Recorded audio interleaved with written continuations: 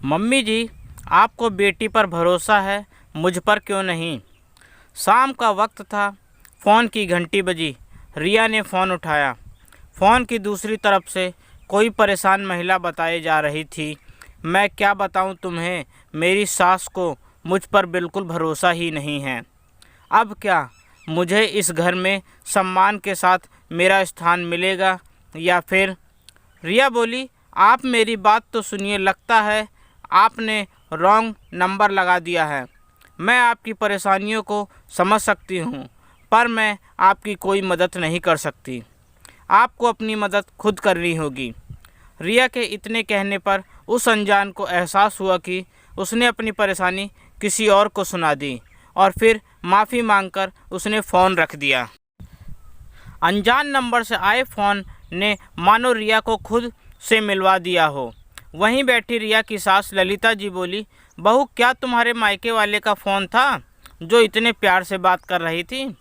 ज़रूर कोई उधर से मेरी शिकायत कर रहा होगा, तभी तुम हाँ में हाँ मिला रही थी। रिया मुस्कुराकर बोली, काश कि आपको बेटी की तरह अपनी बहू पर भी भरोसा होता। आज कोई अनजान अपने दुख को बता रहा था तो लग रहा था मुझसे मेरा ही परिचय करवा रहा है। शायद दुनिया में मैं ही एक दुखी बहू नहीं हूँ। इतना कहकर वो चुपचाप वहाँ से चली गई। अगले दिन ललिता जी की बेटी बबीता का फ़ोन आया। तुम्हारी शादी की सालगिरह है, किसे बुलाना है किसे नहीं बुलाना, ये निर्णय तुम दोनों का होना चाहिए। मुझे समझ में नहीं आता, तुम्हारे घर में किसी का जन्मदिन हो या पर्व त्यौहार, हर चीज़ में तुम्हारी सास क्यों आगे बढ़ चढ़कर न्योता देती है, जबकि एक ढेले का काम नहीं करती। सब कुछ तुमसे करवाती है और न्योता देने समय खुद आगे बढ़ जाती है। बड़ी चालाक है। बबीता बोली, अब क्या बताऊं माँ, सच कहते हैं लोग, जो बेटी मायके में रानी बनकर रहती है और वही बेटी ससुराल आकर पानी भरती है। इतना करने के बाद भी खुश रहें तब ना, हर काम में नुक्स निकालती है। ऊपर से मेरी शिकायत मेरे ही पति से करती है। बता रही हूँ, इसके साथ रहना तो बहुत मुश्किल है। तभी कमरे में रिया आई और बोली, मम्मी जी, आपकी चाय बन गई है। ललिता जी ने फ़ोन को हाथों से दबाया और बोली, ठीक है, हॉल में टेबल पर रखो, मैं वहीं आ रही हूँ। रिया समझ गई कि वो नहीं चाहती कि माँ बेटी की बात बहू सुने, तो वो भी चुपचाप वहाँ से चली गई। ललिता जी बेटी से बोली, 4 बार बोलने के बाद चाय आई है, चलो मैं चाय पीने जाती हूँ। तुम भी थोड़ा कड़क बनो और दामाद जी को अपनी तरफ करो। कब तक अच्छी बहू बनकर रहोगी? इतना कहकर उन्होंने फ़ोन रख दिया।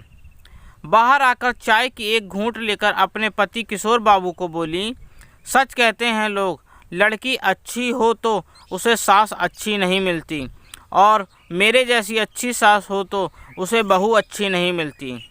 अब इंसान करे तो क्या करे, किसी के चेहरे पर लिखा तो होता नहीं कि वो अच्छी बहू होगी या अच्छी सास होगी। किशोर बाबू बोले, भाग्यवान औरतों की लीला औरतें ही जाने, हम बेचारे तो मूक दर्शक की भांति होते हैं। तभी रिया अपने ससुर जी के लिए भी चाय लेकर आई और बोली, पापा जी ये लीजिए आपकी इलायची वाली चाय। किशोर बाबू बोले, जीती रहो बहू, ईश्वर सबको तुम जैसी बहू दे। ललिता जी तिरछी नज़र से किशोर बाबू को देखी। ललिता जी बोली, सालों लग जाएं गए, आज जाकर बहू को पता चला कि किसको कौन सी चाय चाहिए, वरना हर दूसरे दिन याद दिलाना पड़ता है। शादी को 2-3 साल बाद ही पूरे घर की जिम्मेदारी मैंने इसे सौंप दी थी। सालों लग गए, फिर भी कुछ ना कुछ गलती कर ही देती है। रिया मुस्कुराकर बोली, मम्मी जी, जिम्मेदारियां तो आपने मुझे तुरंत ही दे दी थी, जिसकी वजह आप भी जानती हैं। काश कि अपना भरोसा भी दे देती तो शायद हमारा रिश्ता और बेहतर बनता। अब बताइए, मुझ में और उस अनजान रॉन्ग नंबर वाली दुखियारी में क्या अंतर रह गया? ललिता जी बोली, भरोसा जीतने के लिए काम भी तो वैसा किया करो। रिया बोली, मम्मी जी पिछले 15 साल से तो कर रही हूँ, क्या कभी मुझे अपना सम्मान और स्थान इस घर में मिलेगा या फिर अभी भी जद्दोजहद जारी रहेगी। एक बात कहूँ मम्मी जी, बुरा मत मानिएगा, जिस तरह आप दीदी के लिए आवाज़ उठाती हैं वही मेरे लिए क्यों नहीं करती। वो इसलिए ना कि आपको अपनी बेटी पर तो भरोसा है पर अपनी बहू पर नहीं। इतना कहकर रिया वहाँ से चली गई। फिर दोपहर का खाना बनाई, सबको खिला पिलाकर फिर वो झूठे बर्तन इकट्ठा करने लगी, क्योंकि काम वाली भी वक्त पर काम करती थी। अगर रिया बर्तन ना निकाले तो वो छोड़कर भी चली जाएगी। तो सब खा पीकर अपने कमरे में आराम से सोने चले गए। रिया अपने बचे हुए काम निपटाकर थोड़ी कमर सीधी करने लगी। अभी अभी तो रिया की आंख लगी थी, अचानक फ़ोन की घंटी बजी। उसने फ़ोन उठाया तो उसके पति विवेक बोले, रिया क्या बिना किस झंझट के एक दिन में दिन भी नहीं कट सकता। तुम ही बताओ, अब मैं ऑफिस का काम करूं कि तुम्हारी और माँ की सुलह करवाता रहूं। क्या कह दिया तुमने माँ को जो उन्होंने फ़ोन करके मुझे इतना कुछ सुनाया। रिया हैरान थी। वो बोली, पर मम्मी जी के साथ मेरी तो ऐसी कोई भी बात नहीं हुई है। विवेक बोले, मैं नहीं जानता था कि वकालत पढ़ने के बाद मुझे अपने ही घर की औरतों के मुद्दों पर बात विचार करना पड़ेगा। अरे माँ नहीं समझती, तुम तो समझो मेरी परेशानी। उनका तो समय कट गया, क्या हमारा ऐसे ही कटेगा। मैं दुनिया का केस लड़ सकता हूँ पर तुम सास बहू का नहीं। आशा करता हूँ ये बात विवाद तुम खुद सुलझा लोगी। इतना कहकर उसने फ़ोन रख दिया। रिया सोचने लगी, मेरी नींद खराब करके खुद चैन की नींद सो रही हैं। कुछ देर बाद शाम हुई, दोनों अपने कमरे से बाहर निकले और फिर ललिता जी ने चाय की फरमाइश की। रिया चाय लेकर आई और बोली, आखिर आपको मुझसे दिक्कत क्या है। आप मेरे काम में नुक्स निकालती रहती हैं, वहाँ तक तो ठीक है। आज मैंने आपसे कुछ नहीं कहा फिर भी आपने उन्हें फ़ोन करके मेरी शिकायत की। माँ जी, इस तरह से रिश्ते कैसे अच्छे होंगे। अब मैं कोई नहीं बहू नहीं हूँ। किशोर बाबू आश्चर्य से ललिता जी की तरफ देखने लगे तो ललिता जी बोली, रिश्ते अच्छे करने की बात ये करती है। अरे तुम तो हर रोज़ एक गलती करती हो और चाहती हो कि कोई टोके भी नहीं। रिया हंसकर बोली, मुझे मालूम ना था कि मेरी शादी के बाद मुझे सास नहीं एक मास्टरानी मिलेगी जो हर रोज़ मेरी क्लास लेगी। सास होकर जिम्मेदारियों का बोझ तो दे दिया परंतु एक छोटी सी चीज़ नहीं दे पाई, वो है भरोसा। बोलते हुए वो अपने कमरे में चली गई। शाम में जब विवेक आए तो ललिता जी बोली, मैं तुम्हारी पत्नी को इतने सालों से सुधारते सुधारते तंग आ गई हूँ। सभी सगे संबंधी कहते हैं जिसकी सास इतनी समझदार हो उसकी बहू ऐसी कैसी हो सकती है। कहती हैं मैंने उस पर जिम्मेदारियों का बोझ डाल दिया है। विवेक बोले, मुझे इन सब झमेले से दूर रखिए, अब जो कुछ है आसपास में दोनों निपट लीजिए। इतना बोलकर वो चले गए। रिया कोई भी काम करती थी तो ललिता जी बिना टोके उसका एक काम होने नहीं देती थी। हर चीज़ में नुक्स निकालना उनकी एक आदत सी हो गई थी। अब बच्चे भी बड़े हो गए थे तो हर बात पर टोका टाकी रिया को बुरी लगती थी। अगले दिन विवेक के घर से जाते ही वो फिर शुरू हो गई। एक रोज़ रिया अचार बना रही थी और फ़ोन पर अपनी बहन से बात कर रही थी। ललिता जी वहाँ आई और बोली, फिर से उसी रॉन्ग नंबर वाली सखी से बात कर रही हो क्या। इतना कहकर उन्होंने उसके हाथों से सारा सामान ले लिया और बोली, तुम्हें तो कुछ आता ही नहीं है, इसे ऐसे नहीं इस तरह से किया जाता है। और सारा कुछ करके रख दिया और फिर खुद की तारीफ में करने लगी।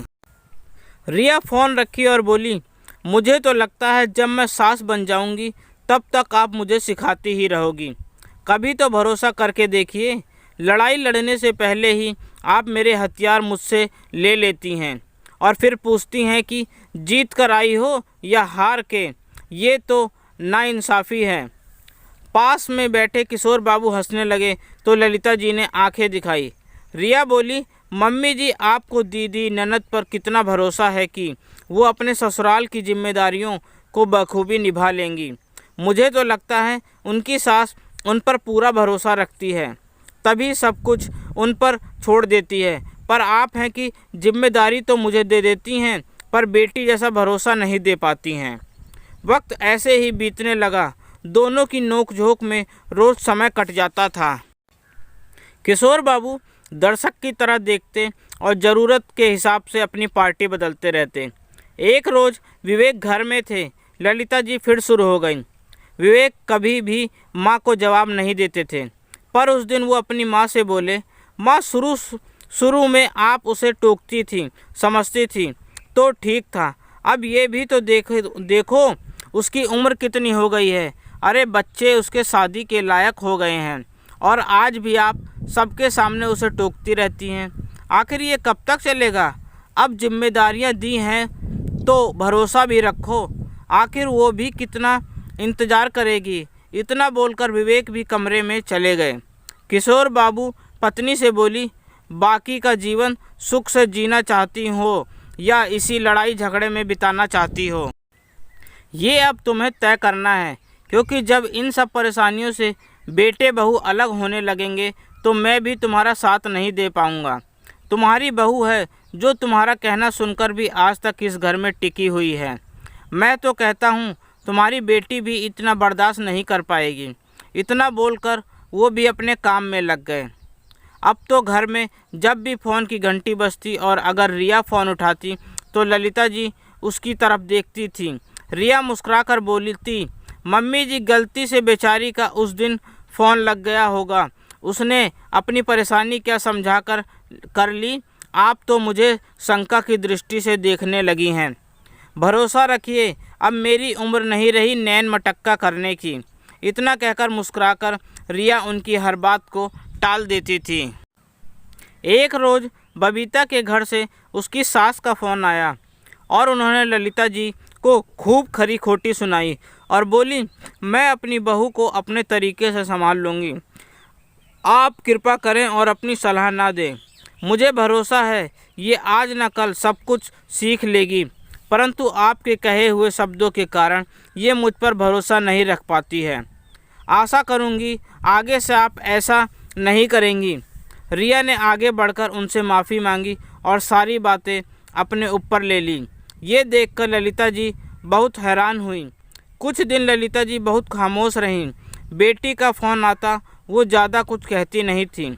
एक दिन रिया उनके लिए बड़े प्यार से अदरक वाली चाय बनाकर ले गई और बोली, मम्मी जी, दीदी की सास की कही हुई बातों को भूल जाइए। आप भरोसा रखिए, जब उनकी सास को उन पर भरोसा है तो दीदी के साथ कभी कुछ गलत नहीं होगा।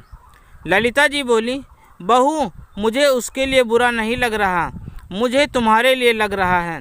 मैंने कभी तुम पर भरोसा नहीं किया, परंतु उस रोज़ तुमने मेरी गलती के लिए उनसे माफ़ी मांगी और सारा कुछ खुद पर ले लिया। मैं खुद को बहुत छोटा महसूस कर रही हूँ। सच कहते हैं तुम्हारे ससुर जी, तुमने तो अपनी जिम्मेदारियाँ निभाई, शायद मैं ही भरोसा नहीं दिखा पाई।